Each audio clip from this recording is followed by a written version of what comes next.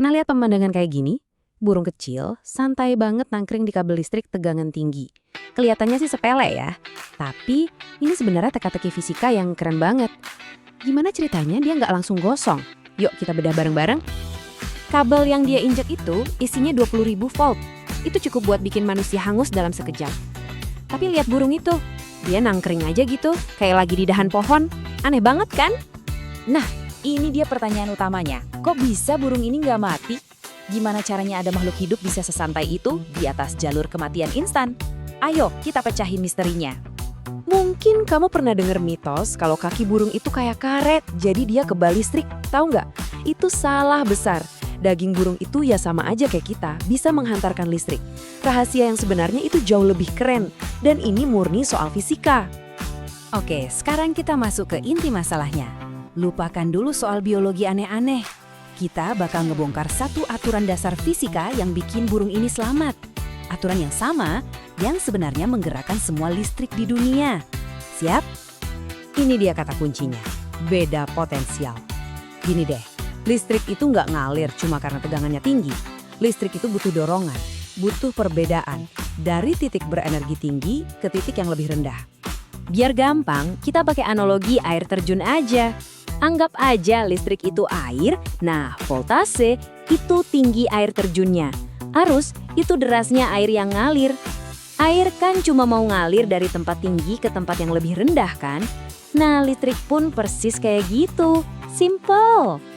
Sekarang kita balik lagi ke si burung. Lihat, kedua kakinya nempel di kabel yang sama persis. Artinya apa?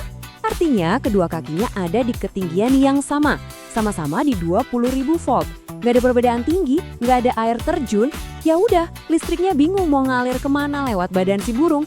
Jadi dia lewat aja terus di kabel, dicuekin gitu loh. Emang sih kalau diukur super teliti ada beda tegangan kecil banget di antara kedua kakinya. Cuma sekitar 0,0016 volt. Itu bahkan gak cukup buat bikin lampu LED paling kecil sekalipun nyala. Dorongannya lemah banget. Dengan dorongan yang super mini itu, arus yang lewat di tubuh si burung praktis nol. Kamu butuh arus ribuan kali lebih kuat cuma buat ngerasain kesetrum dikit. Jadi buat si burung, ini beneran gak kerasa apa-apa. Eits, tapi jangan salah, keamanan ini tipis banget. Cuma butuh satu gerakan yang salah, dan burung yang tadinya santai, itu bisa meledak seketika. Oke, sekarang kita masuk ke zona bahaya. Ada dua cara si burung bisa tamat. Pertama, kalau satu sayapnya nyentuh kabel dan kakinya nyentuh tiang listrik. Boom! Dia jadi jembatan sempurna buat listrik lari ke tanah. Kedua, kalau sayapnya yang lebar itu nyentuh dua kabel yang beda sekaligus. Boom lagi! Itu korsleting paling fatal. Nah, inilah kenapa ukuran jadi penting banget. Burung gereja kecil, aman. Tapi coba bayangin, elang yang rentang sayapnya bisa sampai 2 meter. Dia itu kayak target berjalan. Pas mau terbang atau mendarat, sayapnya gampang banget nyentuh dua kabel dan jadi jembatan maut. Dan kalau itu sampai terjadi, ini bukan lagi kesetrum biasa. Ini ledakan listrik dahsyat yang namanya arc flash. Suhunya bisa sampai 19.400 derajat Celcius. Itu 4 kali lebih panas dari permukaan matahari. Ini bukan mati kesetrum, ini menguap dalam sekejap.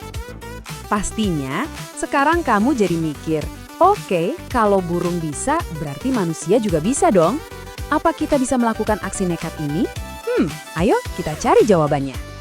Jadi pertanyaannya gini, seandainya nih saya nekat gelantungan di satu kabel listrik kayak Tarzan, tanpa nyentuh apa-apa lagi, saya aman nggak? Apa kata fisika? Jawabannya, secara teori, iya. Gila kan? Kalau kamu entah gimana caranya bisa gelantungan di satu kabel aja, prinsip fisikanya sama persis. Seluruh badanmu bakal ada di satu level tegangan yang sama, 20.000 volt. Dan listrik gak akan ngalir lewat kamu. Tapi, dan ini tapi yang paling penting ya, jangan pernah sekali-kali dicoba. Kenapa? Karena di tegangan setinggi itu, udara di sekitar kabel bisa berubah jadi konduktor. Listriknya bisa lompat lewat udara dan nyamber kamu kayak petir. Jadi, kamu bahkan gak perlu nyentuh kabelnya buat mati. Oke, dari semua penjelasan ini, mari kita simpulkan jadi satu aturan emas yang super simple. Aturan yang bisa menyelamatkan nyawa kita. Aturannya adalah ini, listrik itu pemalas. Dia akan selalu cari jalan yang paling gampang, yang hambatannya paling kecil untuk bisa balik ke tanah. Selalu, nggak ada pengecualian. Jadi, intinya cuma satu. Jangan pernah jadi jembatan buat si listrik pemalas itu. Burung itu aman karena dia bukan jalan pintas yang menarik. Ini adalah permainan dengan taruhan nyawa, di mana satu kesalahan kecil aja artinya tamat. Jadi lihat kan, burung di kabel itu bukan sulap, bukan sihir. Itu cuma pertunjukan keren dari hukum fisika. Hal ini jadi bikin kita mikir ya, keajaiban apa lagi yang kita lihat sehari-hari, yang ternyata kalau dibedah isinya cuma sains yang brilian. Nah, itu sesuatu buat kita pikirin kan?